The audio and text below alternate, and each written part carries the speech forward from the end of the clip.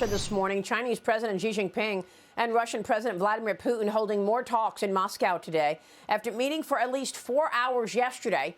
Xi inviting Putin to visit China later this year as well. Fox News' White House correspondent Peter Doocy pressed the Biden administration on the increasing ties between America's two top adversaries. Watch. It seems like these two superpowers are teaming up now against the U.S. Why did President Biden let this happen? These are two countries that have long chafed.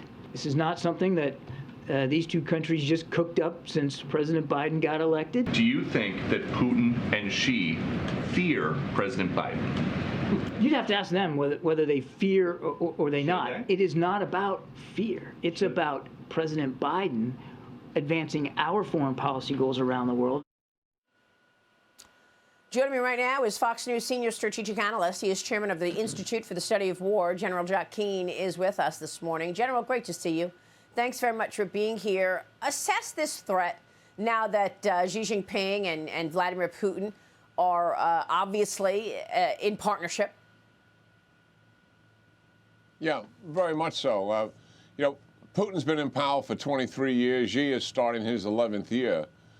They have had 40 visits, counting the one that's taking place today. So this has been a long-term relationship. It actually goes back to before President Xi was head of state, when they had a number of visits during that time. So why are they together? What makes sense about this? I mean, they've had deep divisions in the past between Russia and China. They've had border skirmishes, etc.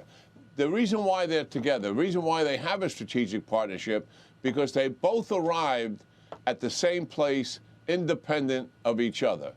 And that place is a national interest to reduce the United States and the coalition of democratic nations' influence in the world, a position that we have held with those nations since the end of World War II. In a sense, the 20th century was the United States of America's century, along with democracy. They want to change that and have their own sphere of influence. And as such, they came together in this strategic partnership. I'm not certain that all of the foreign policy and national security people in this administration and writ large in the country understand the seriousness of this partnership and what it can mean long term as they continue to minimize the United States' influence. Just for example, let's just take Ukraine, Maria. If Russia wins in Ukraine, China wins. I mean, that's the reality of it. The United States' influence will be reduced.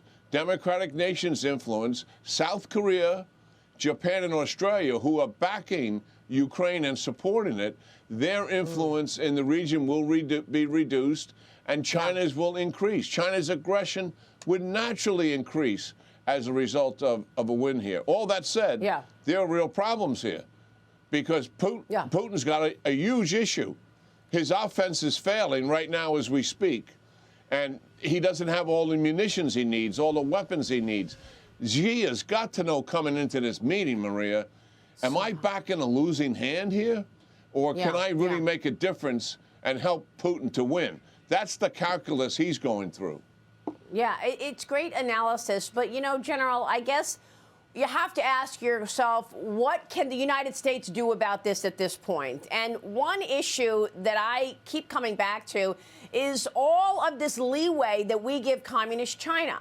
The funding of the CCP's expansion, the terrific trade deals. You know, can we all agree that China is not a developing nation anymore and should not have all of these breaks? They've got, you know, most favored nation trade status. Missouri Senator Josh Hawley now expected to introduce a new bill ending normal trade relations with China Act. He's going to drop that today. The legislation would permanently revoke China's most favored nation's trade status 2 years after it was enacted, General. Shouldn't we be taking steps at this point in that regard? Well, I think de facto we're there. I mean, this administration is still imposing much of the Trump's tariffs. We've slapped down hard on all of our advanced semiconductors, and they're not going to China. That's probably the most significant blow they've had in some time. I think the China committee And I think that was an inspired choice to have such a committee, is going to be looking very hard at whether the technologies are actually contributing to the growth of China's military or the repression of its own society. And yes, I'm all in agreement here. We have got to recognize that trade is also a national security issue. And where it's enhancing China's national security, we've got to play a hand here. And the government's got to deal with the private sector on issues like that. So I'm in agreement. Whether we remove the favored trade status or not, I'll leave that up to the Congress. I think we're well beyond it, to be frank, given the tariffs we're imposing and the quotas we're imposing, which are not supposed to take place if you got favored nation trade status. Well, there's also this issue when it comes to the dollar.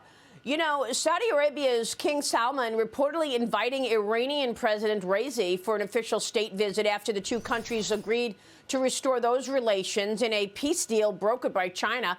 Now the CCP is trying to act like this, you know, power broker. China wants to pay for oil in the yuan. What are your thoughts on the threat to the U.S. dollar? Because that's another goal of the CCP, right? To replace the dollar as the superior currency. Yeah, they certainly want to get there in doing that. I don't think they can. But the whole issue here of global diplomacy being exercised by Xi, I mean, he's really doing this because he wants to impact the developing nations. And clearly, the United States gave him a highway to travel on, because the Biden administration, when they came into power, pushed back on the Arabs, immediately went to the deal with renewing the nuclear deal with Iran, stiffed Israel. This was a pattern from the Obama administration, and the Middle East Arabs saw it for what it is. What they should have been doing is doubling down on Trump's sanctions and also increasing the Abraham Accords. It is a fact that MBS, Mohammed bin Salman, who is a part of this deal with China, I mean, he has told others in the Middle East that at some point he wants to be a part of the Abraham Accords. Why? Because Iran is a major threat in the region. But he got stiffed by this administration, and the frustration certainly built up over the last year and a half as a result of it.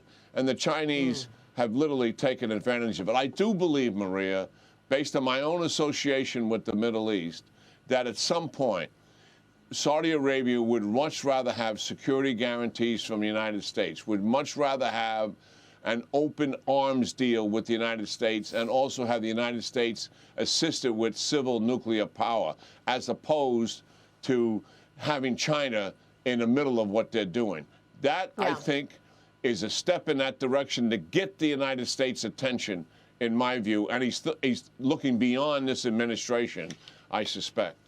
Yeah, it looks that way. General, always a pleasure. Thanks very much for your insights.